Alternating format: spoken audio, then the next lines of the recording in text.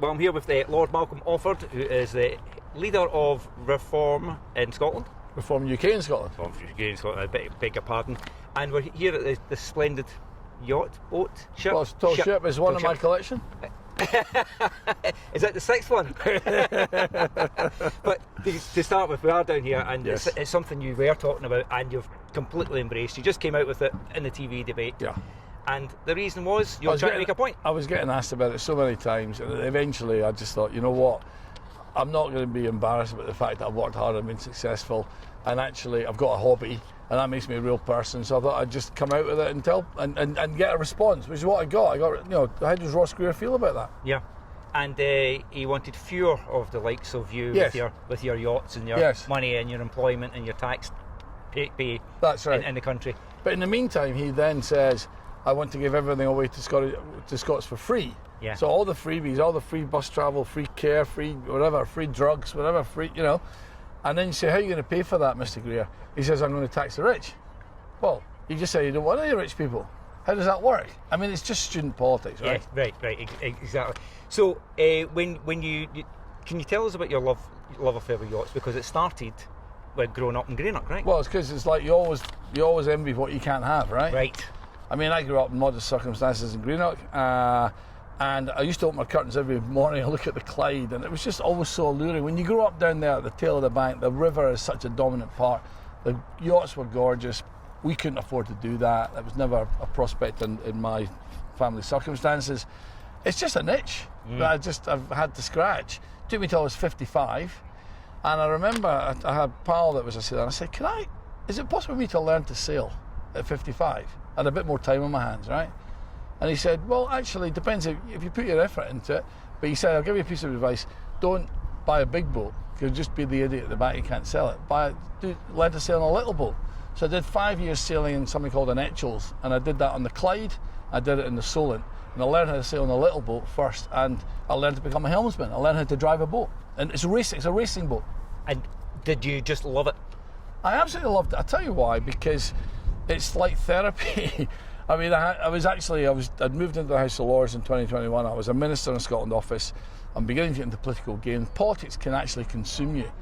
When you're on a wee boat and you're trying to make that boat go fast, on the front, on the jib, there's these little telltales, little woolies, telltales. When you're helming, all you're trying to do is keep those telltales flat. Right. When I'm thinking about those telltales, I'm not thinking about John Swinney. He's probably glad of that as well, right enough.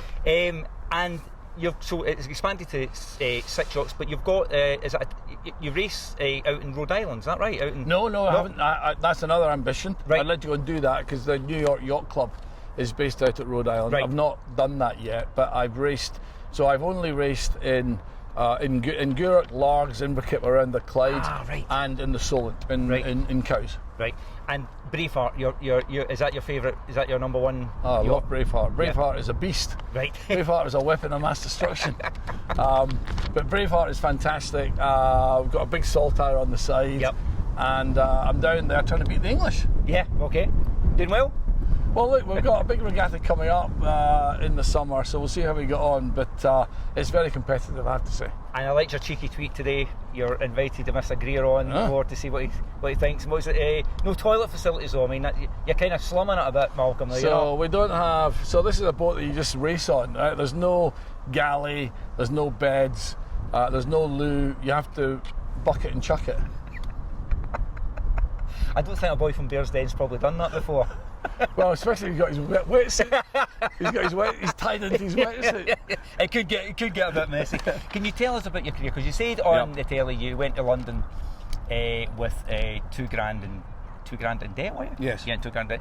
So getting to that point, what had you graduated in and what were you good at, basically? So I went to my local school, and look, back in the day, I have to tell you that how lucky was I, because those state schools in Scotland were the best in the UK. And that's another conversation about why is it our kids are not getting that education anymore. I got all that for free. Gown Primary, Green Academy, Edinburgh University, didn't pay for any of it. And I've paid back multiples of that. So the state invested in me, and I've paid back more than. And anyway, put that to one side. I went to Edinburgh University because I was ambitious. I grew up in Greenock. Everyone in Greenock went to Glasgow University. I thought I want to be a bit different. I went to Edinburgh, and then I was coming out of Edinburgh, and the Big Bang had happened. The Thatcher Revolution. Nigel Lawson was the Chancellor. Companies Act 1981, and I thought there's all the roads moved to London. I always say that I went to London because I read in Encyclopedia Britannica that it had the densest population in the UK. I thought I would do well there. So off I went, and off I went with one suitcase, right, and my rugby kit. I knew one person in London. But I was confident. I was well educated. I was a well educated Scots boy. Were you a rugby boy? Yeah, I played a bit of rugby. Yeah. Yeah. Okay. So when was the first time you actually you thought this London move's working for me? When did you actually start? Get a break? That's interesting. I mean, as I say, I went down there, I knew one person. I found, well, first of all, I loved the buzz of the place. There's loads of Scots in London. That was the other thing. I joined this rugby club called London Scottish. It was home from home. All the Scottish guys were down there. It was brilliant fun. So you're immediately part of a community. I found that when I was working in the bank, that Scots had a very, very big reputation in England, in London. The city of London had a high respect for Scottish financiers, and I felt proud to be part of that. I felt, I belong here.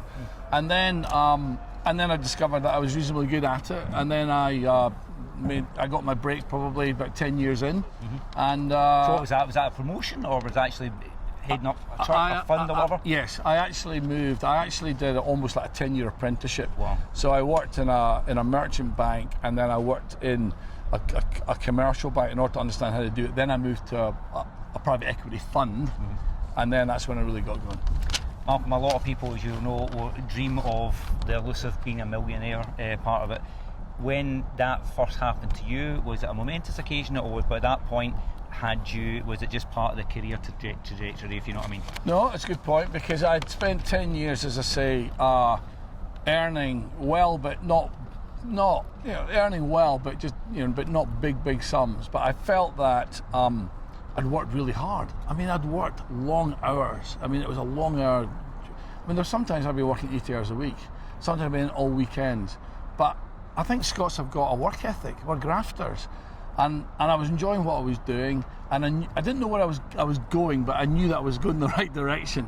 So then, when I actually started, when I joined the private equity fund, and we started to then make capital profits and not just income, I just sort of thought to myself, right, I've worked hard to be here. I'm good at this, and I'm going to maximise my opportunity. And I always said, for example, I mean, the first car I actually bought, the first fancy car I bought was a Porsche 911. Right. I always wanted a Porsche 911, but I didn't do it until I'd paid all my debts off, looked after everything I needed to do, sorted my mother out, all that stuff, and only when I got my first sort of bonus check. So it was a reward to me to say, you've done well. It took me 10 years to get there.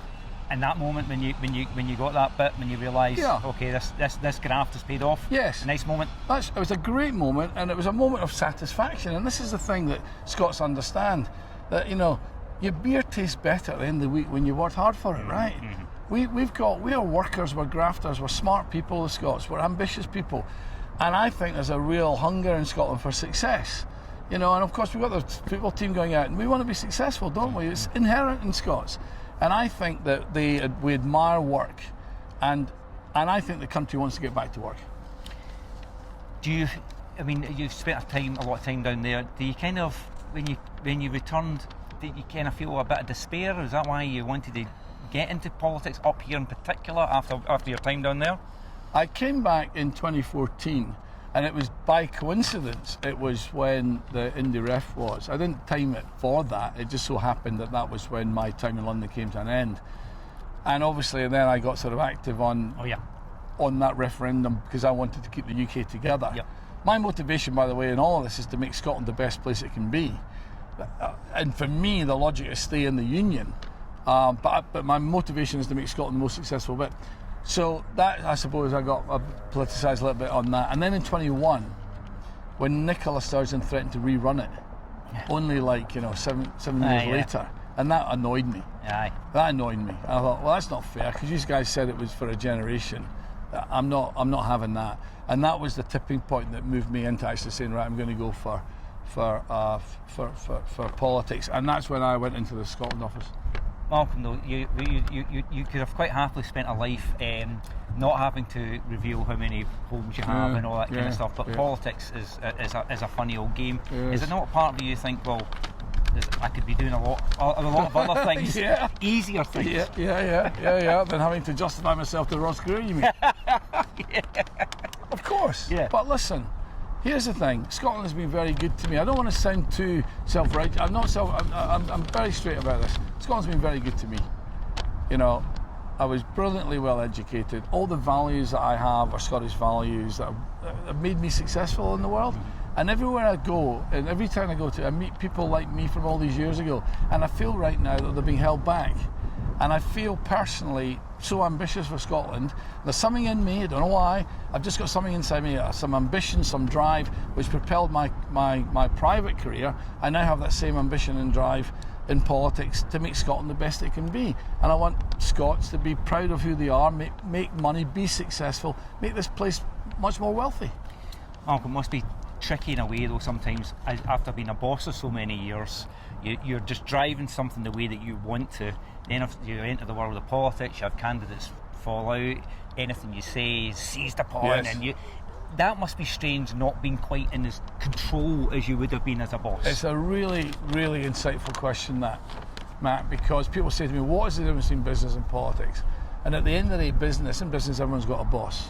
And at the end of the day, if you're a boss, you actually can control the strategy and say to people, that's what we're going to do. Now, a well-run company doesn't just say, this is it, you know, and enforce it. You have to take people with you. Right. People buy into the strategy, but ultimately, they're all bought into a common aim. Politics, you can't tell anyone what to do.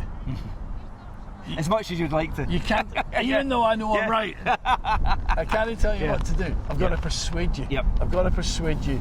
I've got to lead by example. I've got to show you that I believe, and if I believe, will you believe? You know what I mean? And let's go on a journey together. And as long as we've got the common ambition, I think Scots will come together. I think Scots are fed up being quite as divisive. The country feels divided. And I think it's time for us to come together. There was a moment actually talking about the division when I think Deacon Blue released a statement about you quoting Dignity. Yes. And again, you've obviously clearly loved that song. Yeah, you clearly like the band. I know. And all of a sudden you're now the bad man. I know.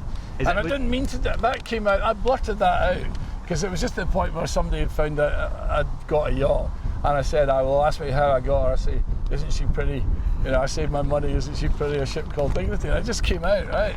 And then the next thing, I'm getting pelters from my favourite band, right? So I've not said that again. a hard one to take, isn't it? That's a sore one. I know. I know. And when we're come next week, I mean, are the ambitions would to be First Minister? Yes. Yeah, right, okay. Yeah. Well, otherwise, why bother? Yeah. I mean, I'm in this to win it, not just to win it, but to make Scotland win. I genuinely believe that, you know, at age 61, whatever reason, I'm here for a reason, and this is a moment to do it. And Scotland, I think, is ready for a change of direction. Fantastic. You okay if I do some quick fire questions? Yep. You okay time wise? Yep. Yeah, great. Quick fire question, dead easy. World Cup prediction. Let's get through the group. Last concert you went to? Skerryvore and Fleur's Castle in Kelso. Oh, good. Was it good? It was great. I love that excellent song, Take My Hand. It's one of my favourites. Last movie you saw? Last movie? Yeah. Or television series? Oh, the last thing I watched actually was, I'd watched it before, but absolutely compelling, is the Chernobyl. Oh yeah, brilliant. And that's really interesting because the drama. It's not, the TV, not just about the fact of the tragedy, but the fact of the Soviet system, how the communism works. You know what I mean? Yeah, no, indeed. Well, biggest faux pas. Oh God, yeah. Well, no, we don't have to go for that one, right? So yeah, no more. Oh, no more jokes. No more jokes. Last romantic gesture you made? Got you. That's my gotcha. Putting flowers on my boat. Okay, right. Is that to your boat? You're lovely. So that's your number one love. Okay. Yeah. Your death row meal. Oh, Scotch pie and beans on top. Celebrity crush. Oh, what's her name? I've just forgot. Give me a hint. I'll help you. Sydney, what's her name? Crawford. Sweeney. Oh, Sydney Sweeney. Sydney Sweeney. Yeah. Sydney Sweeney. Sydney Sweeney. All day long. A bit young for you, Malcolm. Yeah, that's right. And you're Oh, you want an older one? yeah. A More age appropriate. more age appropriate. More age appropriate. That's okay. it's J-Lo, fine. we'll go with J-Lo. Okay. Dream dinner guest. I would have liked to have met Ronald Reagan. Yeah. I think he'd have some interesting chat. Good sense of humour as well, wasn't he? Good Which sense of is humour. overseen, isn't it? A lot of time. And the fact that he was such a good leader but also a good delegator, do you know what I mean? Yeah. He actually knew how to run a team well. Dream holiday? Is it going to be a sailing, taking part in something, maybe taking part in a race? No, I sort of do. I don't really I don't really go on holiday. So I don't race for. If I was going on a holiday, what would I do? I mean, I haven't done much travelling recently. I used to do a lot of travelling. I haven't done much travelling. Go to the Alhambra in Spain. Okay, nice. And lastly, most interesting fact about you, perhaps people don't know. Any secret tattoos or anything else you want to share with the public? I think I've disclosed quite a lot already. One interesting fact. Do you want to know my nickname? I know. Oh, go on. Come on. What's your nickname? Super Mal. Why is that? Because my pals, for whatever reason, I don't quite know why. Because Malcolm is Mal. I was called Mal for a while. Anyway, that's probably come out wrong, hasn't it? No. Why did because they always saw me as somebody that was always throwing myself into something. Right, so full on. Yep. Wanting to be successful. The sailing thing, where did that come from? Yep. You know, I took up golf when I was 30. I didn't play golf as a kid. I see. You know what I mean? Then you intensely do it. And then I get stuck into it. I want to win, Superman, Supermal. Yeah. And here you are doing the politics thing. I'm in it to win it. You know what I mean? Right. Okay. So then, and it'll be a good name if you become First Minister. There you go.